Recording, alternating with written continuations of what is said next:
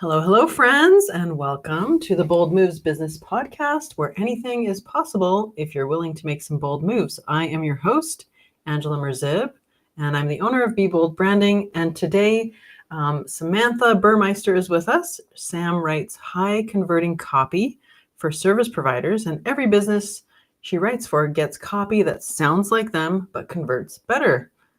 Welcome, Sam. Hi, thank you for having me. It's good to have you. And I really love that to the point intro. It's perfect. Yeah. I mean, that's what I do, right? As I write. Yeah, it's almost like you got a copywriter to write it. Yeah. There's my cat. I love it. He's usually sleeping by now, but here he is on the podcast with us. So anyway, for everyone listening, we're going to be talking all things copywriting. And we don't mean like copywriting your artwork. We mean like messaging, right? I think sometimes we use words that not everyone knows, like what we know, right? So, and we were talking messaging. So like on your website, your brand messaging, stuff like that. But before we get into those details, I always like to ask my guests, share the story of like how you started your business, what got you into this. I know you have an especially poignant moment where you quit your high-paying job or your well-paying job, and you had a moment on vacation where you're like, that's it, I'm doing something different. So run us through that story. Yeah, great. So my villain origin story is I went and got degrees in marketing and international business. Basically realized that sales paid the most, so I took sales jobs after school with the goal of eventually quitting my job and doing my own thing. But I also knew that I didn't know what that thing was when I was younger. So I was like, this makes the most sense. Pay off my debt, my student loans, and make freedom money was really the goal. So I did that. I was in several sales roles for about a decade. And then I knew that I was on my way out.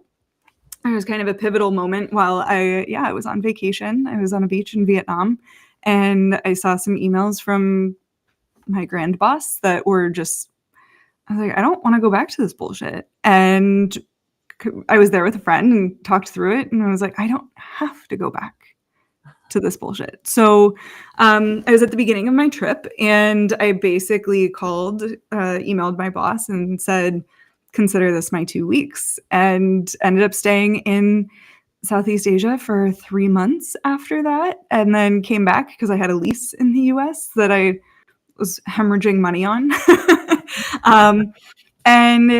So it was during that time that I started my business. And I think when we talk about bold moves and being bold in business, I don't recommend what I did for other people. One, because I'm not a business coach, so I'm not making recommendations for people. Right. But I had some runway up to that point. I had some money to give me runway to get me through several months. And really, I thought that I just had like 6 months of expenses and that I would go home and apply for jobs in a few months. And what happened was I started reaching out to people, because at the time I also had a travel blog on the side. And so I started reaching out to people saying, do you need gig work? Like, what does anybody need? And every single person that I reached out to that needed something written. So they had me writing their blogs and their websites. And so my business wasn't built on purpose in that way, in that I was just, what can I do to extend that runway before I have to go back to work? How can I keep traveling full time and living my life? And that's really how Nomad Copy was born. Was I was explaining to somebody what I did, and they said, oh, so you're a copywriter. And I had to go home and like Google what's a copywriter. I was just helping people sell using my words on the internet. So yeah, that's the origin story. It's I think equal parts just absolutely haphazard and 100% on brand. I love that. That is a bold move, like especially, being on vacation, being far away from home, you're emailing in your resignation and off you go. You were in sales then, right? Yes. Did you say? Yeah. Texas. Yeah. So that helps because sales, I mean, usually it's speaking or it is copywriting sometimes. So knowing how to sell something definitely helps with the copywriting, because I see, and you probably see this too, I see a lot of mistakes made when entrepreneurs try to do their own copywriting. too, either they're, and we'll talk about this, I guess, later, but they're too into their own jargon that Yes. nobody Yeah. understands, or they're just too into themselves and not writing it from an angle of the client's perspective of why should they care, right? Mm-hmm. Yeah. We want to tell everybody, down to the thread count what you're getting. And people don't care what they're getting. They care about the outcomes a whole lot more. So yeah, I had sales experience of like living it and sitting through sales trainings. And some of the folks who wrote some of the biggest books on selling worked for the same company that I did, and they were published through our company. So I was in tech sales, and the joke was that we were selling $100,000 passwords, because when you buy a tech product, when a company buys a tech product and they add it to their suite, like they don't get anything. It's not 1995 where you get a CD-ROM that you put into your computer and then it magically does something on some program. So the joke was we were selling $100,000 passwords, and if we could sell $100,000 passwords, we could sell anything. And it's very true, because we have to sell the outcome and not what you're getting, because you're not handing them anything. Exactly. It's just thin air, right? That's smart. Sounds very Wolf of Wall Street to me. How do you sell this pen, right? Right. Yeah. So the other thing that I really applaud you for doing is you polled your people, you polled your audience, and understood what does the marketplace need. I think that's another big mistake. People are like so hellbound on doing this thing, but they don't know if anybody wants it first, right? Yeah. They want to do what they want to do, not what people want them to do, which are oftentimes the same thing. It comes down to messaging around it. And I think that was just so natural for me being in sales, that like the sales tactics that I learned are just like, a lot of times we're just repeating things back to you. Like if you're ever on the phone with a salesperson, they'll just use your language back at you if they're a good salesperson. So I think I was so used to that I was just like, great, this is what you want. This is what I do. Yeah, it's like that Socratic method, the mirroring and the body, even the body position if you're in front of them and stuff like that. Exactly. Using their word, using thetheir name, like it can get manipulative. So hopefully you have some ethics, behind what you're doing, right? Because even branding, I can brand anything, and I can sell you something that is one thing, but then you think it's a different thing. Like it can there's an ethical boundary line as well that can be crossed. So that's what we got to be careful about. That's probably why people hate marketers sometimes, because you can cross those boundary lines. But that's another topic. But anyway, it's just like human psychology goes into all this stuff, and so if you know the reasons why someone buys, then you can kind of reverse engineer that in your copy. And I see there's a few people watching. So if anyone's watching, I do have a chat feature here that you should be able to get on. If you have any questions for Sam along the way, please put them in the chat, and I'll be sure to ask her any questions you have as well. Well, tell me about you. Like, what do you like doing when you're not copywriting? Just get to know the Sam behind the agency as well. Yeah. So my company is called Nomad Copy Agency because I started it while I was nomading. I continue to nomad about half of the year, and then I spend half of the year in the US at our home. So I travel a lot, and just kind of pick up little hobbies along the way. I actually just got back 2 days ago from spending a month in Eastern Europe. I was in the Balkans. So I started in Romania and made my way to Montenegro, and I actually leaning fully into the nomad side of things. I launched my podcast while I was in Montenegro. So truly running an international business. Very cool. Well, what kind of tips do you have for nomading it around and working? Like, is there anything that you're like, oh, I wish I knew this when I first started out, or what advice do you have? Take it slow and stick to your routines are really what it comes down to. I call it slow matting. So the beginning of this year, I spent all of Q1 in Buenos Aires, and I just got an apartment, and I traveled on weekends, the same as what somebody who lives, in Northern California when I'm in the US. So the same thing, like you're going to go camping in Yosemite on the weekend. I can take a road trip or a weekend trip from Buenos Aires. But to take it slow is huge. And then, like I said, routines of like, I still go to the gym. I was talking to my aunt on the phone a couple weeks ago when I was in Eastern Europe, and she's like, "You're still going to the gym even though you're on vacation?" It's like, well, I'm not on vacation, first of all. Yeah. Like I'm just not at my home. And then like, so not on vacation, but also sticking to those routines of, you still have to eat a good breakfast. You can't just have croissant every morning just because you're in France. Going to bed at a reasonable hour, not drinking on the weekdays, sticking to those routines helps you prevent burnout a lot. And also for people who aren't just naturally traveling all the time, it's helpful to have that to like come back to. Like I always tell people, I travel with my yoga mat and my memory foam pillow because it gives me like the same place to sleep every night and the same like grounding space to come back to during the days. Ah, interesting. So little touches of home that make you a little more comfortable. Exactly. And don't quit your job while you're on vacation. Yeah, not recommended. Yeah, it worked for me. Take it slower than that.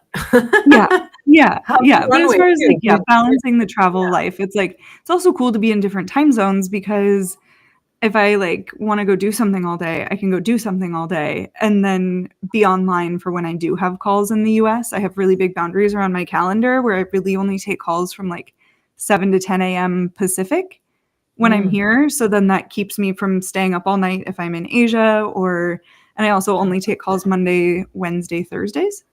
So it then means that I have my Friday evenings available when I'm in a different time zone.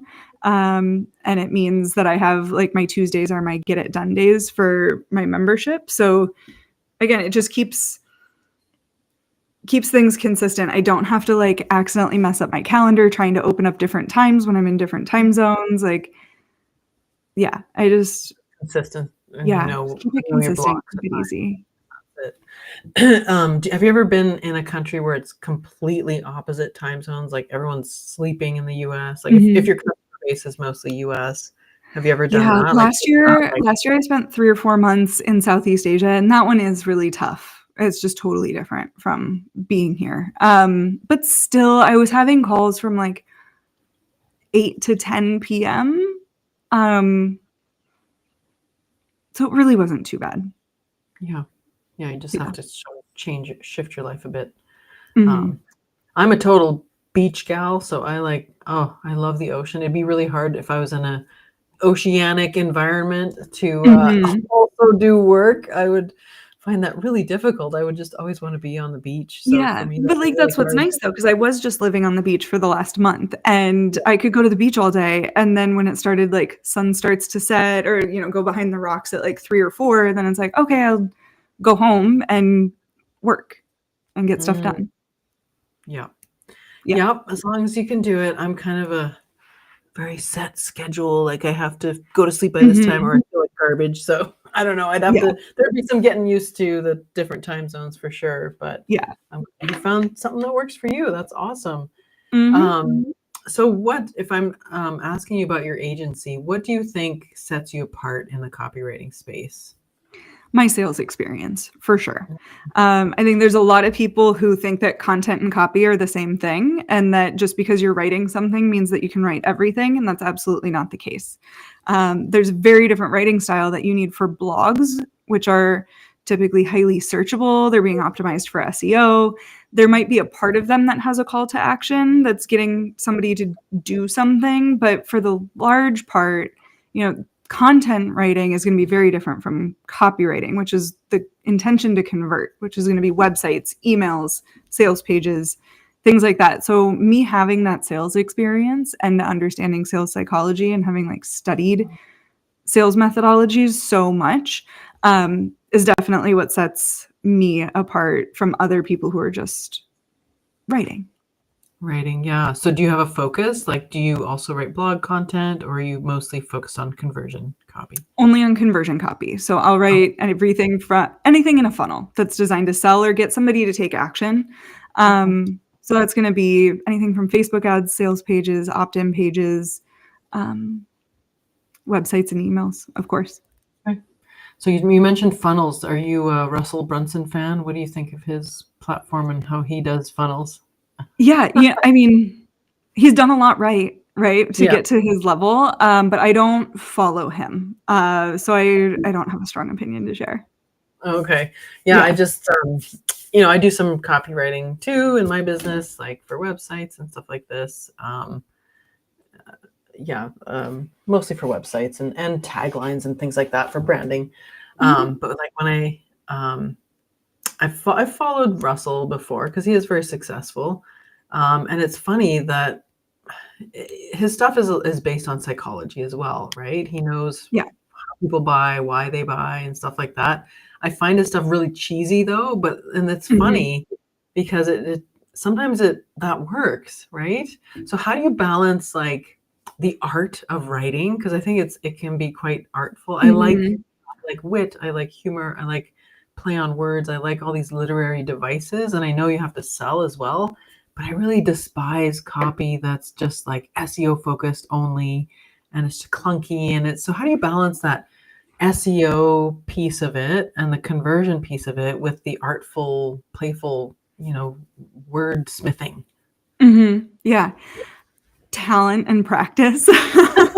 How do we do it though? I mean, I think it's important to understand like what the journey is that people need to go on to be able to purchase. So that's why there's typically a flow to sales pages where the top of it is going to say, kind of basically be an overview, and then it goes into problem language, and then it goes into solution language, and then invites you to purchase, and then tells you how much it costs. Like there's a reason that there's that flow, but that's boring. We've all read that a million times before. So rather than saying like for headlines, you'll say like, tell me if this feels familiar, or imagine if ... for the solution section. Like imagine if everything was amazing and great, right?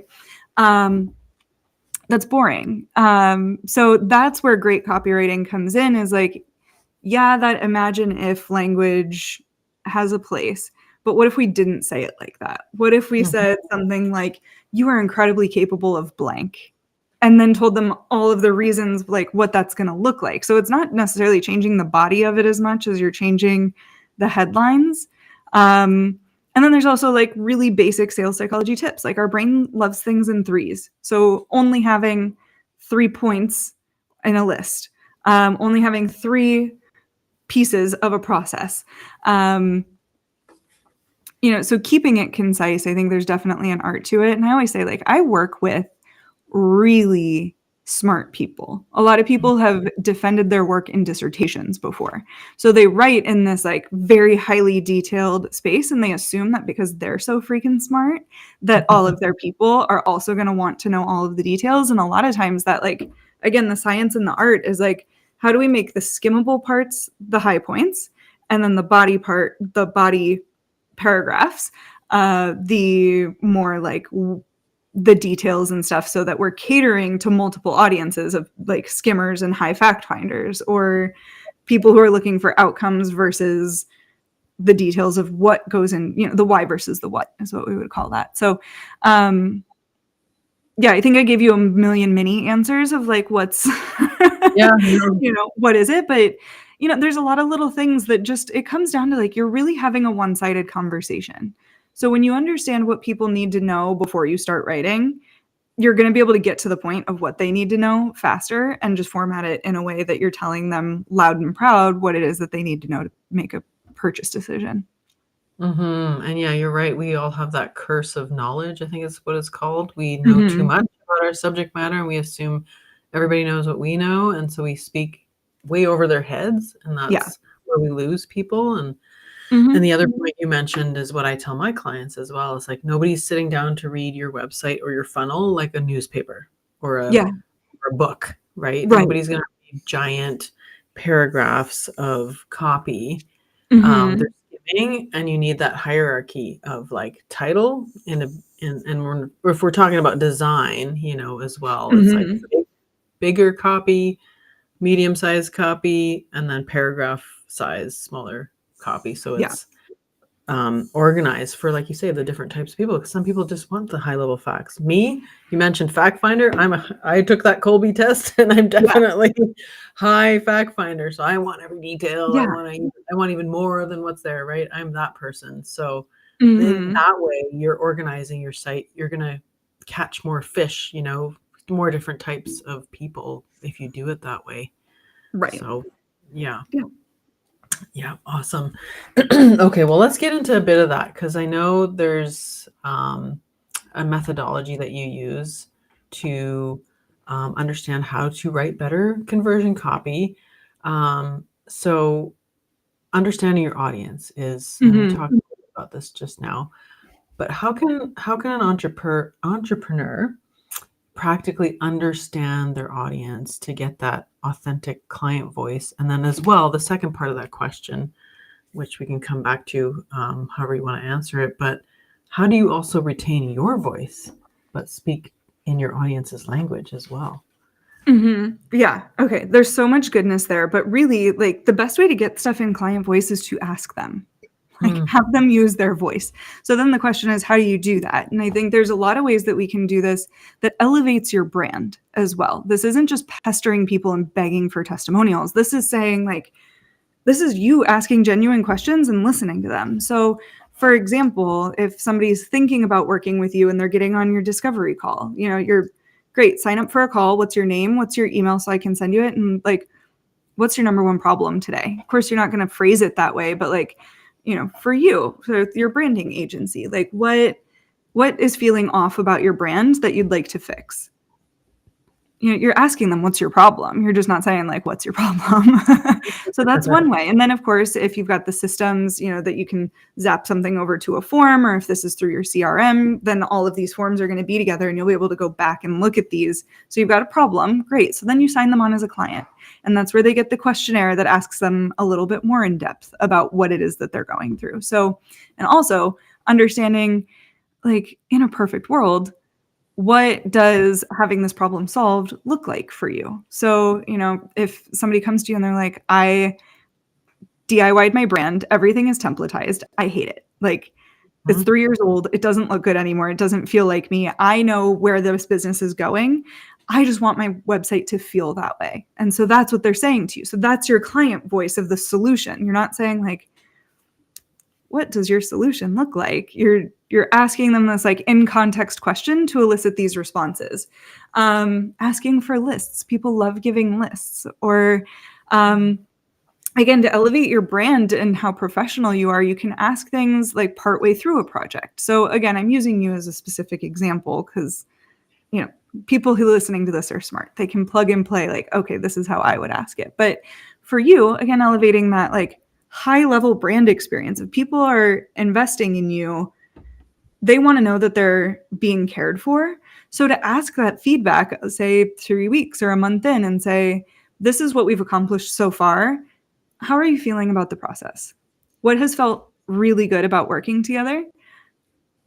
Where do you have concerns that we can address moving forward? Again, you have to, we have thick skin as entrepreneurs. So we have to be able to take that, but also they're telling us, people are literally telling us, this is how you make this better for your next person, which is telling you how you're going to, like, earn the right to raise your rates and earn the right to speak in front of more people. So, like, asking for the negative feedback is just as important. So people are going to tell you these things in lists. And then, of course, offboarding, getting that official testimonial is always really nice. But you can get this in client voice. So when people are telling you, like, something like, I effing hate my website, great, that's your client voice. So you might say, like, as an expert, like, you might be using this expert language about, like, you're not feeling aligned with your visual presentation or something. And somebody's going to say, like, no, I just effing hate showing off my website. Right. So then you take that client voice, and when you put it on your website, this is where you really get to sound like yourself, but also your people feel heard. It's like, that's a great heading. Is it SEO optimized? Not really, but, like, there's other places to put SEO. Like, it's this balance of, like, really searchable and, like, really personal. So then, I mean, there's your heading for your problem section on a sales page. Is like, so you effing hate your website. You're looking at it and it doesn't feel aligned. You've templatized it 9 ways to Tuesday, and it just doesn't reflect where you're going in the future. Like, your clients are just writing your content for you. If you can just automate getting them to tell you stuff, then you just, like, take all of that and hand it over to your copywriter to write your website or write your sales page. Like it's like it takes some legwork up front to ask for all of that, but like that's how you make it feel super personal, is getting real people's words to use. Yeah, that's really smart. And having it helps if you have a focus niche group that you work with, because then every person that it's going to be a common thread for each entrepreneur that you work with or whoever you're working with, that they'll see in your copy if you use that wording. And that's exactly where I got my wording from, because I kept hearing over and over again when I was interviewing my clients, or even just on the sales calls with them, I asked some of these same questions, like, what's going on in your world right now? What are you having challenges with? And they would use the term brand shame. I have brand shame, or I'm ashamed of my website. There's like shame feeling, like I don't want anyone to find me online. Yeah. And so and then it's like, and then come to find out that, yeah, they did DIY their brand. So if you go to my website, that's the first statement on there. It's like, kick your DIY brand to the curb and get rid of your brand shame, right? So I use their language, like you're saying, and I think people connect with that. And and the way I integrated my voice into that is I use, like, because my background is like in kickboxing and stuff like this, so I use this like punchy voice, right? So that's me, but it's them talking in the words that they told me. So that's how I combined it. And I don't know how you do it for your clients. Cause like, if one of my clients said, I effing hate my website, it's like, ooh, maybe I've seen copy and I think it's cool when people swear on their web copy, but I don't know if I quite feel comfortable going that far. Right. Yeah. So how do you work that out, where it's like, well, this is what they say and it'd be really cool to do that, but if somebody's not totally comfortable, like, how do you blend the two worlds together? Yeah, I mean, I think sometimes people like cuss for the sake of cussing, or like as a filler word, more than to emphasize what it is that they're saying. I rarely, I'll say, let my clients swear in their copy. At most I'd do like F''N for like effin' or something like that. But I think too, like, it comes down to who is their ideal audience. Like, I have a friend colleague that we work, we've known each other for a long time. I don't know why I made that weird, but she's an accountant for, I don't want to get flagged or anything, but sex workers. So they have very specific sets of, like, they always fall into like the fringe pieces. And so she specializes in that. And so she can like talk to that. Well, these people are going to be like a little bit more edgy than like the accountant for that like handles all of the like spiritual and religious NGO taxes. Right.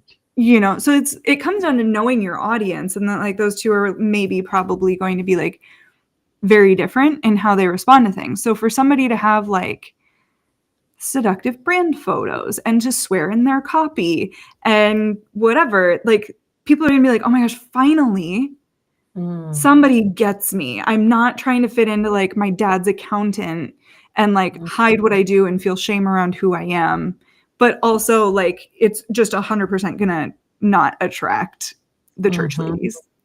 Right. And in branding, you kind of, if you can do that without it looking forced, you do want to differentiate by kind of zigging while everyone's zagging, So if you are in a, buttoned up industry like accounting, maybe you want to take a different road and be like, more whatever, provocative or whatever you're doing, and take that route as well. But it also can't feel forced or put on.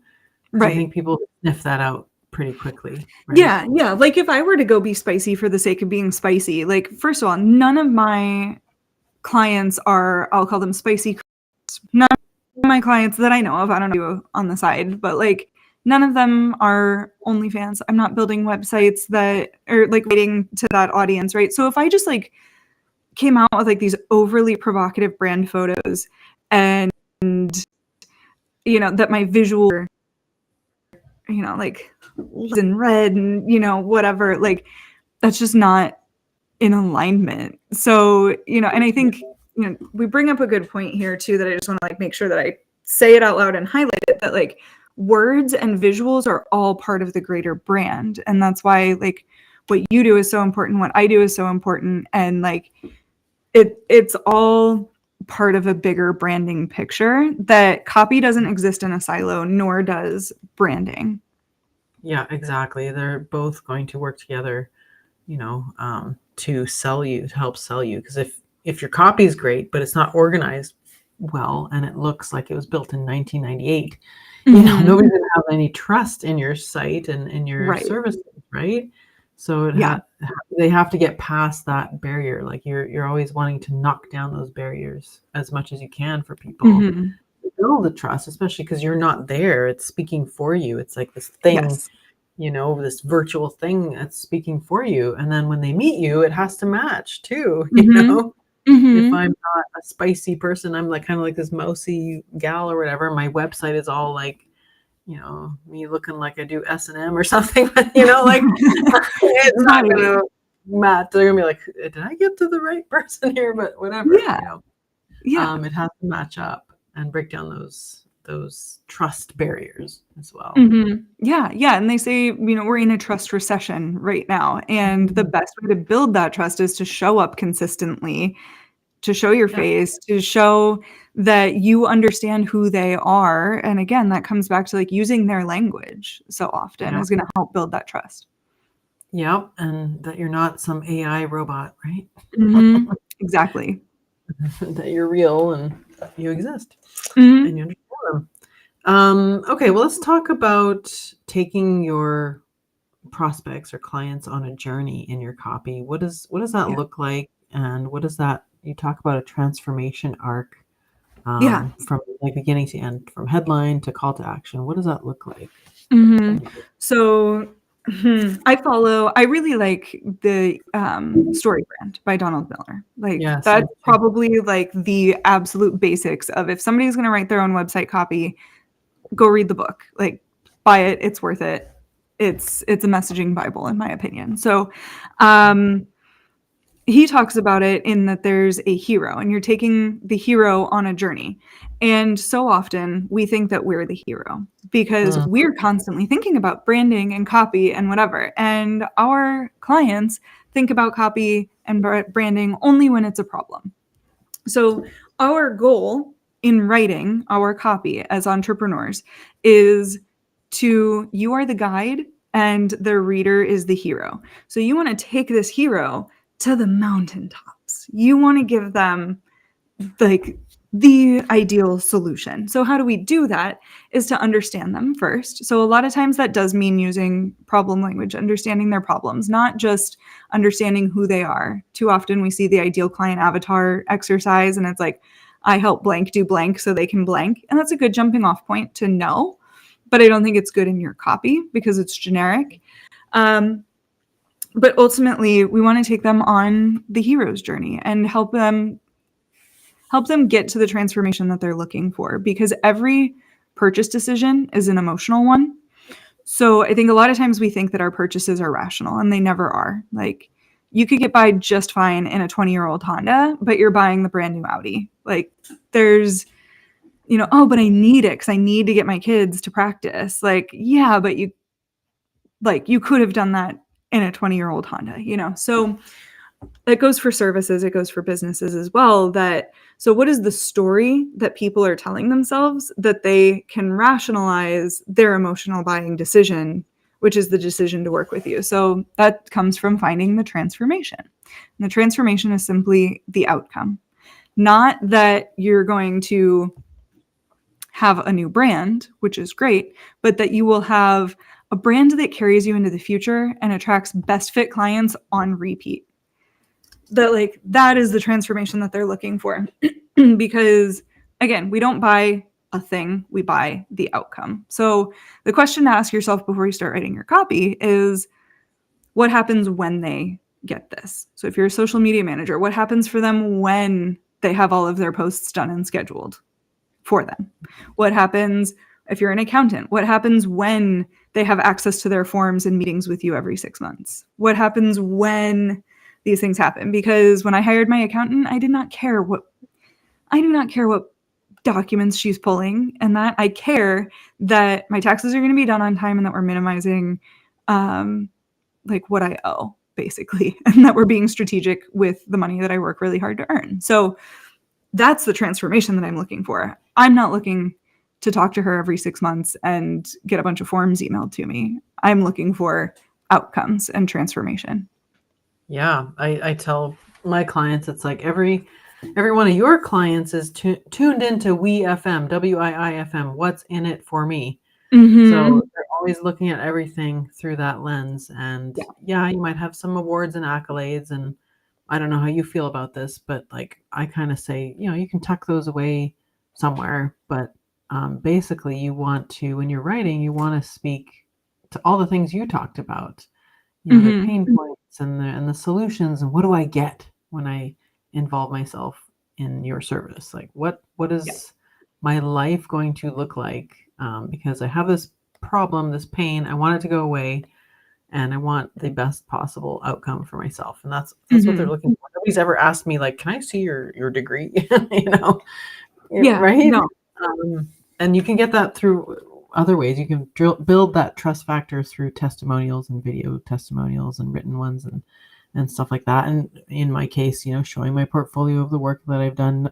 Nobody's ever asked for anything more than that. So I think we put sometimes a lot of weight on that, especially the more like serious professional services like accounting and lawyers and stuff. We all, we kind of want to know that, okay, you did something there. You got something there.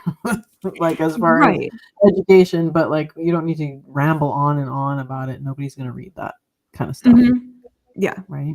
Yeah, exactly. And how do you feel about biographies? Because I think that's another place where people can go a little bit wrong. Like what I see a lot is like they write it like it's a timeline of events rather than a story that again is like what's in it for your client. Do you see that a lot? Right. Too? Like I always say, like, nobody needs to know about your grandma's neighbor's dog and how that affected you growing up unless it's what got you into vet school and like becoming a veterinarian or something. Right. Yeah. So I think, yes, a lot of times people treat it like a CV. And again, I'm not even mad about this because the people that I work with are typically so experienced that, like, of course, that's their natural thing because the last time they had to write about themselves was their CV or their resume. But that's not what you're writing. You are writing basically a love letter to your clients, giving them a case for why you are the person to hire you. And that's, again, a goal that I have in my copy is to make the people who I work with become the person in their industry. So if they are the accountant for Spicy Creators, they're not just an accountant, they're the accountant. They're the person. So, I mean, when you're writing your about page or a bio or whatever, it's, if I were to put like Iowa State Marketing 2014 in my bio on Instagram, like that's so weird. Like literally nobody cares about the degree that I got and when I got it right now. Now, my psychologists that I work with and other professionals, like, we should probably put your accolades out there so that people know that they're working with somebody who is qualified. But it does not need to be a CV. What it needs to do is put you on the same side of the table as your clients so that they would feel comfortable reaching out and taking your hand and letting you guide them on the hero's journey. Their journey that you're helping them with. So you talked a little bit about templates and things like that. I mean, is that a good starting point for somebody who's writing their own stuff? Or how do you feel about those fill in the blank templates? They can get a bit monotonous. Or I have them. I sell them. I don't love them. But I do think that they're better as a starting point than just sitting and staring at a blank screen and then turning it into a 6-month project and then never having a website or a sales page or never launching or doing whatever. So it's one of those better than nothing. When I started my business, I swore I would never do templates. And then people kept asking me for templates. And I was like, fine. But you need to know that this is like, even the ones that are plug and play, like I still don't recommend plugging and playing them because you have to add that level of personality in there. But I think then the next step to that is like, so get in at what you can afford, 1,000%, so that you can go make money, so that you can afford something that's more custom. And I would assume that you would probably feel similarly about visual branding. I was like, I'd rather have you create your own ugly website to get to a point that you can afford a great website, and also be vetted that like what you're doing is working, so that you don't invest a bunch of money into something that you have no idea what people want or are asking for. Yes, very true. It's a good stepping stone. And, I like for people to at least try and do something on their own first, because things like, even like SEO and things like that, a lot of people get taken for a ride on that kind of stuff. If you don't have any experience, even marketing, like ads and stuff like that, if you don't have any experience with what this thing is, it's easy for people to take advantage of you, like for the wrong people to take advantage of you in those areas. So I like people that have a little bit of knowledge, that have tried it, that and it's also easier to work with someone like that because they understand the value of it. They've tried it. It's hard, right? They don't necessarily want to do it anymore. Yeah. So to know that, I think it's valuable to just know what goes into something like that, and why, a lot of people come with ads and they're like, I ran ads and they didn't work. It's like, yep, because there's so much involved in ads, and copy is one of those things that's involved in running a successful ad campaign, right? Yeah. No, 1,000%. I agree. To DIY something before outsourcing it, it gives you so much more of an appreciation for what it is that you're hiring out for, and more of an appreciation for those results, because it's not just expected that somebody waves a magic wand. You understand that it took work to get there. Absolutely. I agree. Last question I'll ask you about copy. So are there any do's or don'ts when copywriting? Any trends to either, do you hop on the trend bandwagon? Do you not? What do you think about that? Yeah. Trends exist for a reason. And I think trends give us this like cultural touch point. Like I wrote a website for somebody about 2 years ago, and one of her headlines was is my Roman Empire. This was back when it was like, oh, what's your Roman Empire? Because the whole joke on TikTok and whatever was like, you could ask, I think the joke was that you could ask any man about what they think of the Roman Empire, and they just have opinions and thoughts. And so it's like, what's your Roman Empire, that you could just go off on? So that was really relevant 2 years ago. And then she's in my copywriting membership, and she came back to me and she was like, somebody said that this was such a throwback when they visited my website to see this about a Roman Empire. She's like, I think on one hand, great, but also there's this narrow group of people now who remember it and that feels relevant too. So she's like, how do we move this? How do we change it without Frankensteining your website and changing everything?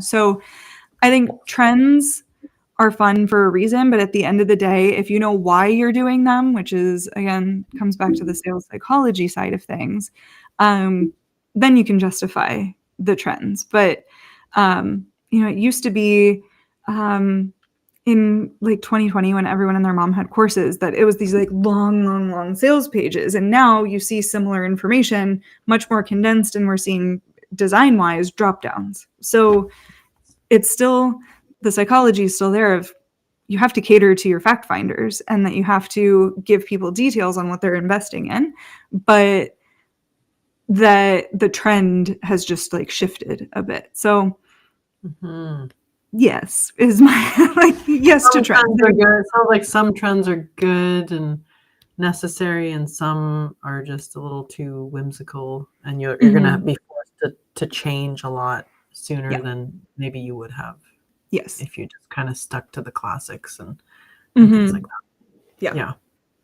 Awesome.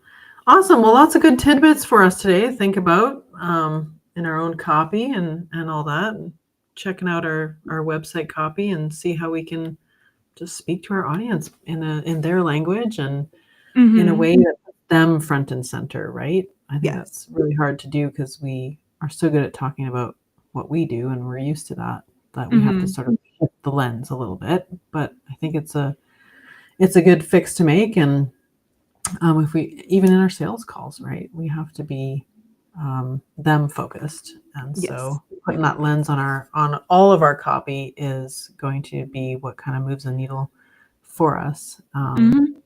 So thank you for sharing all your tidbits with us. I don't want to forget to mention that you do have a free opt-in. So Yes. the opt-in copy bot at nomadcopyagency.com/opt-in-copy-bot. I'll put that in the show notes for when I upload this later. So that'll be there. And other than that, where can people connect with you and find out more about you online? Yeah, I'm on LinkedIn at Samantha Burmeister. We'll make sure that, that's there so you know how to spell my last name. Yeah. And I'm on Instagram at nomad.copy. Awesome. And I'll show your website one more time, nomadcopyagency.com. Thank you so much, Samantha, for being here. And what time is it where you are right now? I'm in California, so it's almost 11 a.m. Okay, perfect. Yeah. So we're not saying goodnight to you quite yet, but not yet. All right. Well, have an awesome day. Thanks everyone for joining us, and we'll see you guys next time. Bye for now.